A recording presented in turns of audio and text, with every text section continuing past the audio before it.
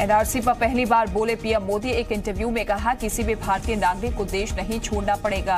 प्रधानमंत्री ने कहा जिन लोगों का नाम लिस्ट में नहीं है उन्हें उनकी नागरिकता साबित करने का पूरा मौका दिया जाएगा।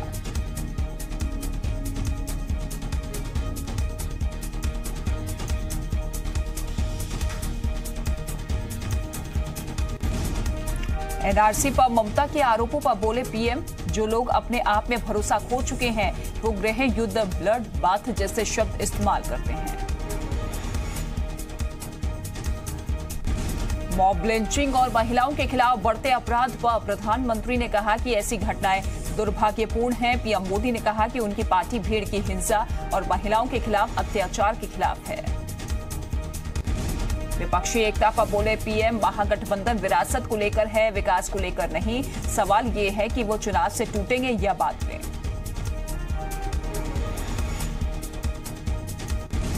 जम्मू कश्मीर में पीडीपी बीजेपी के गठबंधन पर मोदी ने कहा लोगों की अपेक्षाएं पूरी करने में बाधाएं थी, इसीलिए हमें सत्ता से बाहर निकाल दिया। पीएम मोदी ने कहा राहुल गांधी ने जीएसटी के खिलाफ लोगों को भड़काने की कोशिश की, गुजरात ने उन्हें नकार दिया। पीएम मोदी ने कहा कि पिछले 1 साल में 1 करोड़ से ज्यादा रोजगार दिए गए। रोजगार पैदा न होने का प्रचार बंद होना चाहिए। प्रधानमंत्री मोदी ने कहा कि आरक्षण जारी रहेगा, इसको लेकर सरकार को कोई संदेह नहीं है। पीएम मोदी ने बीजेपी का जनाधार घटने की खबरों को नकारा। कहा हमें उन पार्टियों का भी साथ मिल रहा है जो एनडीए में शामिल नहीं हैं। पाकिस्तान पर बोले प्रधानमंत्री, हम पड़ोसियों से अच्छे संबंध रखना चाहते हैं, इसलिए कई बार पहल भी की गई है। मणिशंकर अय्यर ने पीएम मोदी पर निशाना साधा। कहा देश गलत हाथों में है, देश को बचाने की जरूरत है। ममता बनर्जी को उनके ही गढ़ में अमित शाह ने दी चुनौती। बांग्लादेशी घुसपैठियों को बताया टीएमसी का वोट बैंक। अमित शाह ने कहा नहीं रुकेगा एनआरसी का काम, चुन चुनकर बाहर किए जाएंगे असम से घुसपैठिए।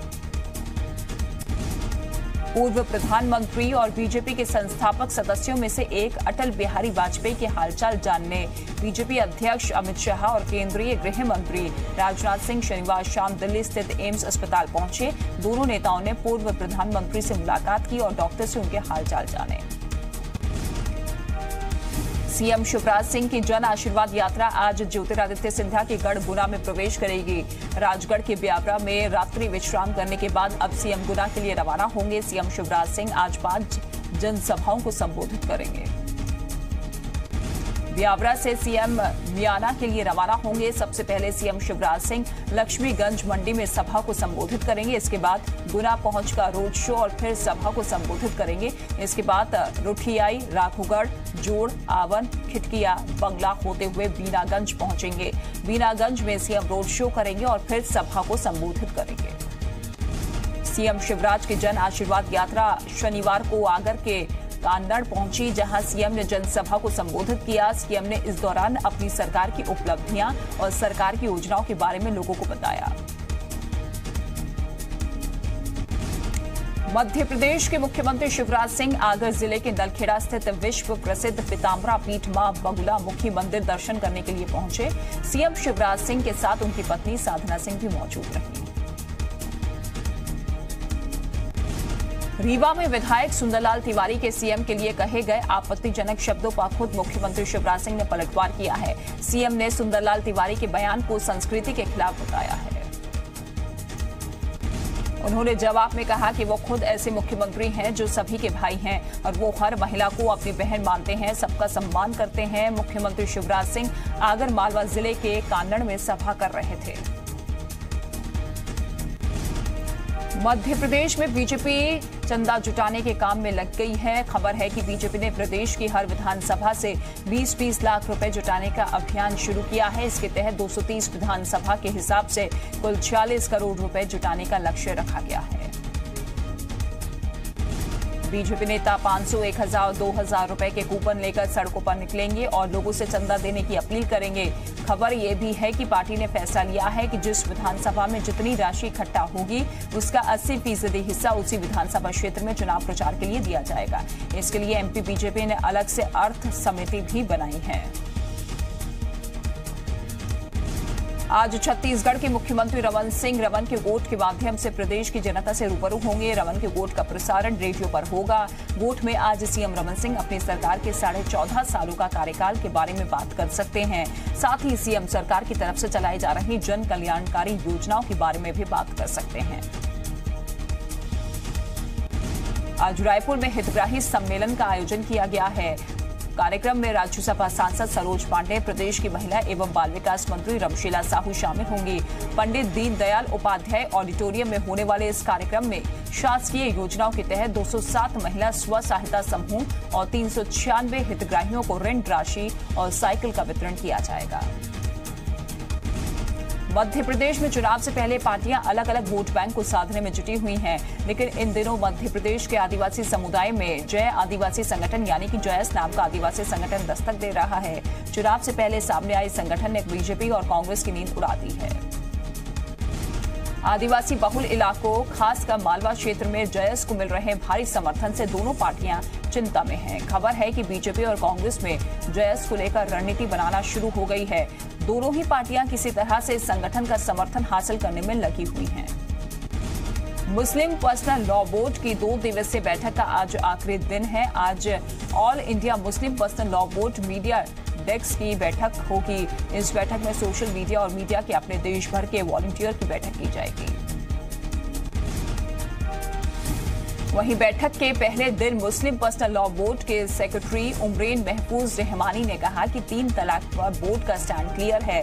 3 तलाक बिल में संशोधन मंजूर नहीं है। या तो सरकार बिल वापस ले ले या पार्लियामेंट की सेलेक्ट कमेटी को भेजे। भोपाल में गर्ल्स हॉस्टल में मूक बधिर लड़की से दुष्कर्म के आरोपी को लेकर कांग्रेस ने सरकार और मुख्यमंत्री को घेरा है। आरोपी अश्वनी शर्मा को मध्य प्रदेश कांग्रेस के मीडिया विभाग की अध्यक्ष शोभा ओझा ने आरएसएस का पूर्व कार्यकर्ता बताया है।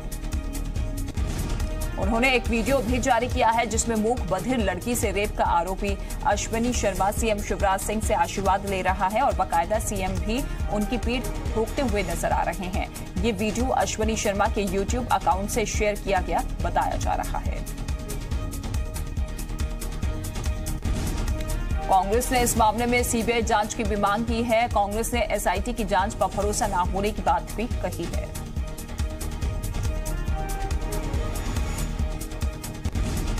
बीजेपी के प्रवक्ता रजनीश अग्रवाल के मुताबिक सीएम शिवराज सिंह हर व्यक्ति से आत्मीयता से मिलते हैं और वो किसी अपराधी के संरक्षण नहीं देते हैं। इसलिए बच्चियों के साथ रेप करने वाले को फांसी की सजा देने का कानून लेकर आए हैं।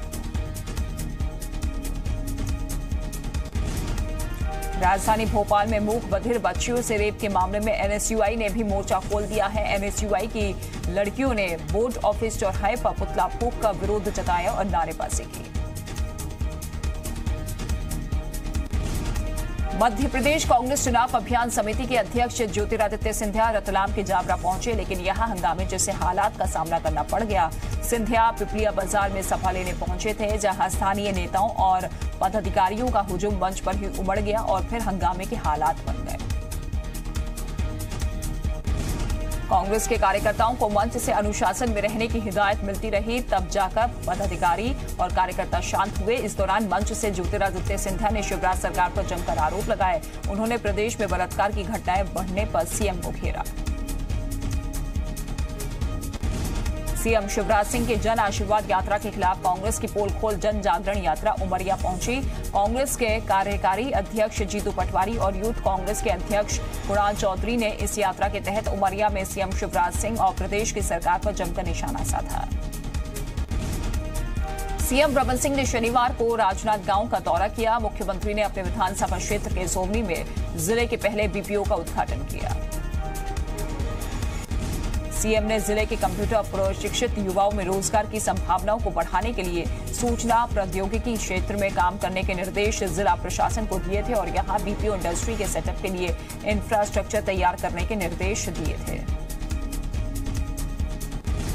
मध्य प्रदेश की राज्यपाल आनंदीबेन पटेल ने राजभवन को आम लोगों के लिए खोल दिया है। स्वतंत्रता दिवस के मौके पर 15 अगस्त तक राजभवन आम लोगों के लिए खुला रहेगा। सुबह 11 बजे से रात 11 बजे तक आम लोग राजभवन में प्रवेश कर सकेंगे।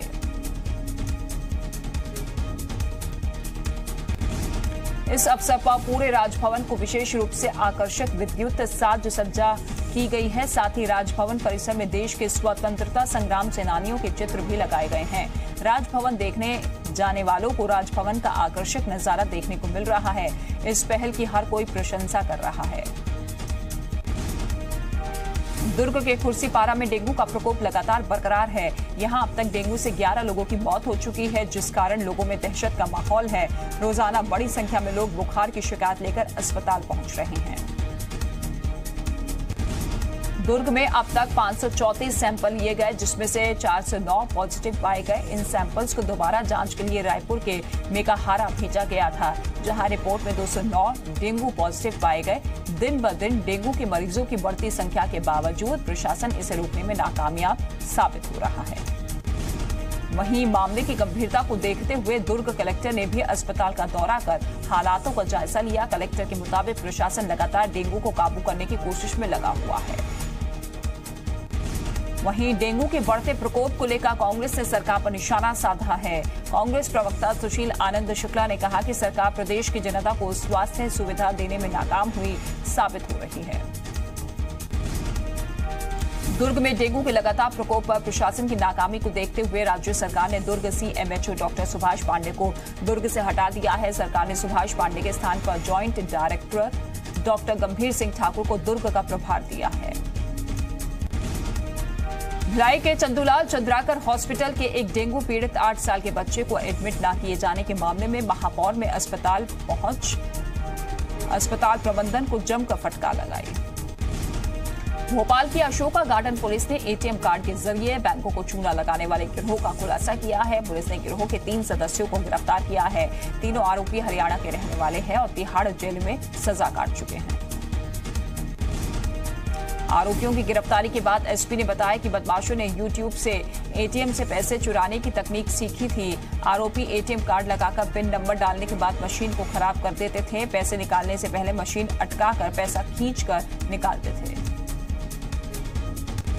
भोपाल की बाग सेवनिया थाना पुलिस ने 2 शातिर मोबाइल चोरों को पकड़ने में सफलता हासिल की है। पुलिस ने आरोपी के पास से 5 मोबाइल फोन भी जब्त किए हैं, जिसकी कीमत 1,20,000 रुपए आंकी जा रही है। आरोपियों की पहचान धीरज खराले और नितेश रैकवार के रूप में हुई है। दोनों इंदौर के रहने वाले हैं।